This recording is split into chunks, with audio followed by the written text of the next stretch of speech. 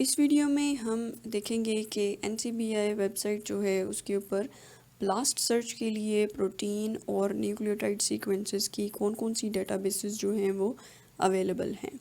तो for example एक database है NR डेटाबेस, इसको हम नॉन रिडंडेंट डेटाबेस भी कहते हैं।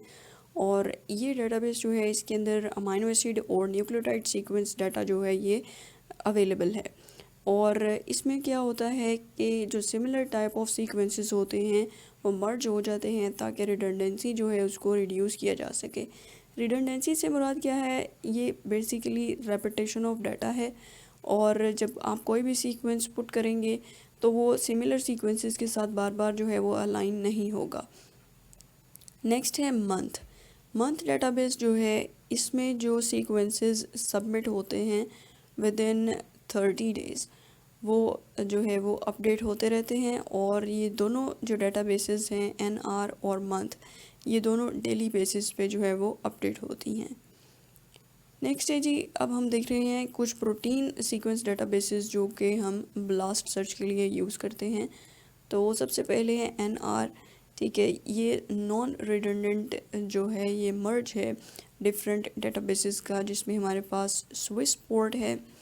PIR डेटाबेस है। PIR जो है ये प्रोटीन इंफॉर्मेशन रिसोर्स डेटाबेस है। नेक्स्ट जो है ये PRF है। PRF ये प्रोटीन रिसर्च फाउंडेशन डेटाबेस है। और जो प्रोटीन्स हैं जेन बैंक कोडिंग सीक्वेंसेस है, या फिर जो PDB है प्रोटीन डेटाबेस, जो कि एटॉमिक कोऑर्डिनेट्स, ये भी एक डेटाबेस है। तो इन सब डेटाबेसेस जो हैं इनका एक मर्ज है ये जो नॉन रिडंडेंट डेटाबेस है।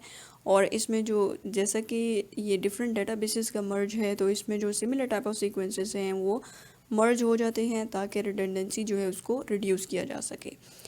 नेक्स्ट डेटाबेस है मंथ। मंथ डेटाबेस जो है ये एक सबसेट है नॉन रिडंडेंट डेटाबेस का। और ये विद इन 30 डेज़ जो है वो जो भी सीक्वेंसेस सबमिट होते हैं न्यूली, वो जो है वो मॉडिफाई भी हो जाते हैं और साथ साथ ये अपडेट भी होता जाता है डेली बेसिस पे। नेक्स्ट है स्विसपोर्ट डेटाबेस। उसके बाद है PDB जो है ये प्रोटीन डेटाबेस है। और ये एटॉमिक कोऑर्डिनेट्स की बेस पे अब जो कोई भी हमारे पास मैक्रो मॉलिक्यूल है उसके अंदर जो भी एटॉमिक स्ट्रक्चर है, उसका एटॉमिक कोऑर्डिनेट्स हैं, उनको यूज़ करके जो उसका 3 डायमेंशनल स्ट्रक्चर है वो हमें प्रोवाइड करती है। नेक्स्ट है इकोलाई। इकोलाई जो है ये एक ऐसी डेटाबेस है जिसके अंदर इकोलाई जीनोम जितने भी प्रोटीन्स कोड करती है उसके अंदर उनका कंप्लीट सेट अवेलेबल है। नेक्स्ट है यीस्ट। यीस्ट डेटाबेस जो है इसके अंदर कैरोमाइसिस सर्विसी इसका साइंटिफिक नेम है यीस्ट का। तो इसके जीनोम जितने भी प्रोटीन्स कोड करती हैं उनके बारे में जो भी डेटा है वो इस डेटाबेस के अंदर अवेलेबल है। नेक्स्ट है ड्रोसॉफ। ड्रोसॉफ जो है ये ड्रोसोफिला मेलानोगास्टर की जीनोम के अंदर जितने भी प्रोटीन कोडिंग रीजन्स हैं उनके बारे में जो सारा डेटा है वो इस डेटाबेस के अंदर अवेलेबल है। नेक्स्ट है न्यूक्लियोटाइड सीक्वेंस डेटाबेसेस जो कि ब्लास्ट सर्च में यूज़ होती हैं और जो कि NCBI वेबसाइट के ऊपर अवेलेबल हैं। सबसे पहले है NR, ये नॉन रिडंडेंट जेन बैंक है। और इसके अंदर जो है ये EST, STS और GSS डिविजन्स जो हैं ये नहीं हैं। EST से मुराद क्या है, express sequence tags. Express sequence tags का डेटा इसके अंदर नहीं होगा। जो सीक्वेंस टैग्ड साइट्स हैं उनका भी नहीं होगा। और जीनोम सर्वे सीक्वेंसेस जो हैं वो भी इसके अंदर नहीं होंगे। तो अभी हम देखते हैं डिटेल में कि ये EST, STS और GSS क्या हैं। नेक्स्ट है मंथ। मंथ जो है ये नॉन रिडंडेंट जो जेन बैंक है इसी की सब डिवीजन है, सबसेट है। और ये भी बिल्कुल जिस तरीके से प्रोटीन सीक्वेंस डेटाबेसेस हैं उसी तरीके से ये भी विद इन लास्ट 30 डेज़ जितने भी सीक्वेंसेस सबमिट होते हैं वो मॉडिफाई होते हैं और फिर अपडेट हो जाते हैं। नेक्स्ट है EST जो है ये एक्सप्रेस्ड सीक्वेंस टैग्स हैं। एक्सप्रेस्ड सीक्वेंस टैग्स जो हैं ये बेसिकली मैसेंजर RNA सीक्वेंसेस के फ्रेगमेंट्स होते हैं जो कि आपके पास आ जाते हैं आफ्टर सिंगल सीक्वेंसिंग रिएक्शन। ठीक है, तो ये क्या है, मैसेंजर RNA के सीक्वेंसेस हैं। नेक्स्ट है STS। STS जो है ये सीक्वेंस टैग्ड साइट्स हैं। सीक्वेंस टैग्ड साइट्स जो हैं ये शॉर्ट डीएनए सीक्वेंसेस होते हैं, ऑलमोस्ट 200 टू 500 बेस पेयर इनके लेंथ होती है, और ये जीनोम के अंदर जो है वो इनका सिंगल अकरेंस होता है, पूरी होल जीनोम के अंदर सिर्फ ये एक बार ही प्रेजेंट होते हैं, ठीक है।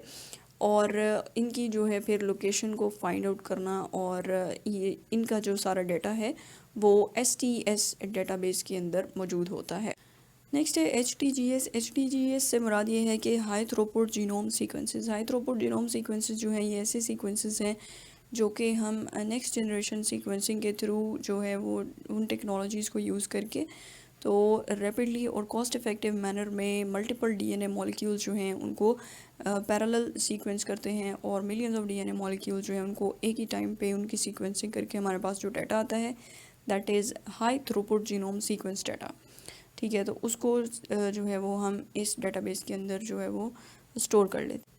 GSS जो है ये जीनोम सर्विस सीक्वेंसेस हैं, और these are the nucleotide sequences similar to expressed sequence tags. और सिर्फ जो डिफरेंस है इनमें वो ये है कि ये जीनोमिक ओरिजिन के होते हैं रादर दैन मैसेंजर RNA, ठीक है। नेक्स्ट है इकोलाई जो डेटाबेस है इसके अंदर हमारे पास जो इकोलाई का जो कंप्लीट जीनोमिक सीक्वेंस डाटा है वो अवेलेबल होता है।